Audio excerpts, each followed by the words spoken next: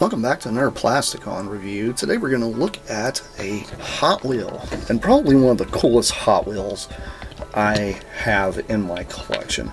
I'm a big fan of like Mad Max types of things, and this thing literally like screams that. I know this is probably a reuse of the original mold from 1970. I think this one actually came out in the 80s. This in here is called the Hot Wheels Postal Express. And why is it Postal? Well, you know, it's a Mad Max vehicle with a huge eagle on the front of it. It's also got this really cool Planet Hot Wheels written on the top, which is very neat. It's got this 23 written here. It looks like 83, but it's not. It's 23. Pretty cool. Mine's a little scuffed up there, but that's okay. You know, it's a Mad Max vehicle. It should be.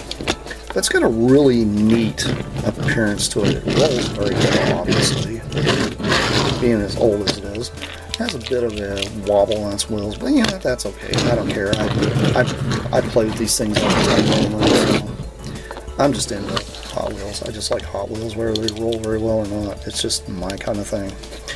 But I don't know, it's kind of crazy how this in here has a complete plastic bottom versus it actually being metal. And it's got some really interesting molding on the underside of it too.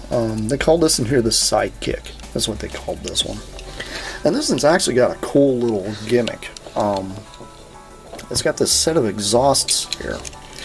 And what happens, you pull the exhaust out and it causes the side of the car here to pop out, and it's really neat because it's like this is the driver's seat to this thing. It's obviously, you know, this is the driver window, this is the engine to it, but it's pretty neat and it's very Mad Maxy. It's actually got Postal Express literally written there on the side of it with the number 23, and it's just neat. I like it. And what else is cool is you can just shove this in and it actually closes the side up on it. I'm a big fan of Hot Wheels when they actually have crazy little gimmicky things like that built into them. I mean, it's a very neat looking car, and it's not something you normally see. I really haven't seen this thing reissued in the more recent years, because Hot Wheels tends to reissue these molds over and over and over again in every color, flavor, and everything you can think of. But I do love this one here because it's got that very sci-fi look to it with the kind of a almost like a gunmetal-y blue going on here, along with this huge chrome engine here, which, you know, this thing probably drives pretty fast, and at least to have.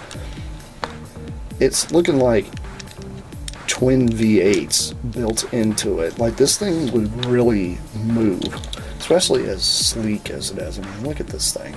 Because I know this is actually probably from the late 80s, early 90s, because of the wheel style. The wheel style is how I normally can tell a Hot Wheel whether it's newer or not. Somebody out there is probably going to correct me and say it probably came from the early 2000s, which is possible, but that's okay. I probably should go through here and try to, you know, fix that axle, because, you know, fixing these axles really isn't that difficult. It just requires a little bit of finesse, but that's okay. He primarily just kind of sits on my shelf because I like it. He's a neat looking little Hot Wheel. But this is just a quick look at one of the crazy little die-cast cars I get into, and I love this kind of gimmick where it's got a, you know, it's got its little sidecar thing that just pops out of the side. Like, how often do you see die-cast cars that literally have a gimmick like that? And that's from this piece here.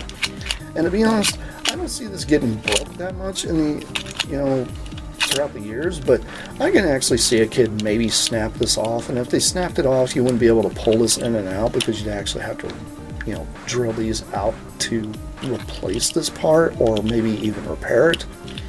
But this piece here, this is actually die cast. This is metal. Like, this is not a piece of plastic here. But this part here is. Would have been cool if this was actually metal, but that's okay. I don't know if the original 1970 version had die cast there or not. Somebody will probably correct me on that. But anyway, this has been Plasticon. This has been a quick look at an awesome Hot Wheel that I really like. I'll see you guys around because I have plenty more coming your way. That's it for now. Bye!